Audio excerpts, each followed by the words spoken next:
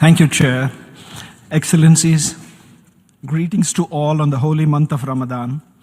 My delegation is pleased to join the UN membership to commemorate the International Day to Combat Islamophobia. My delegation strongly condemns violence and hatred in the name of religion, regardless of the religion under question.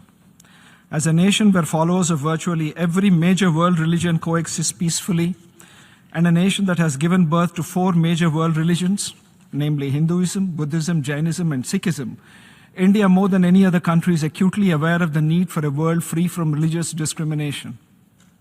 The philosophy of Sarva Dharma Samabhava, implying equal respect for all religions, has been the civilizational way of life for India and one that inspired the secular ethos of the Indian Constitution.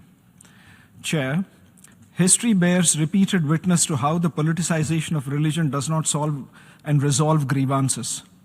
However well-intentioned, they risk lending legitimacy to precisely this kind of selective, polarizing narratives that breed further division.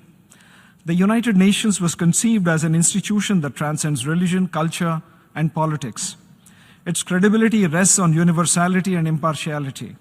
We therefore urge caution against frameworks that exclusively focus on one faith without addressing the broader phenomenon of religiophobia in all its manifestations.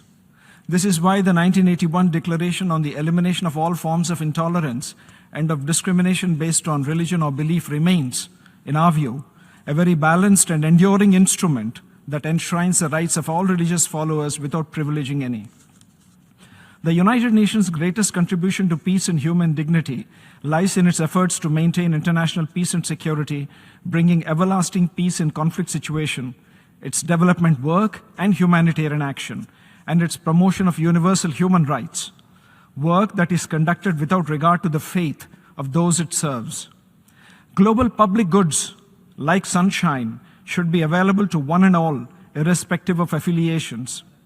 The UN has built its credibility through tireless work on conflict resolution, poverty alleviation, and protection of civilians. We urge the UN to remain anchored to this founding spirit. I stress that it is important for the UN to take note of the rising trend and dangers of weaponizing religious identity and instrumentalizing it to serve narrow political ends by state and non-state actors alike. India's western neighbor is an excellent example of fabricating imaginative tales of Islamophobia in their neighborhood. One wonders what would brutal repression of Ahmadiyyas in this country be termed, or the large-scale refoulement of the helpless Afghans or air-bombing campaigns in this holy month of Ramadan.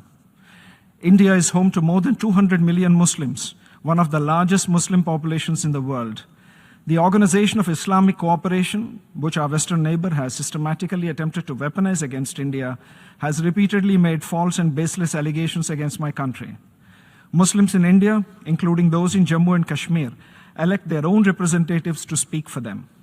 The only phobia evident here appears to be directed against a multicultural and peaceful coexistence that all communities in India enjoy, including Muslim communities.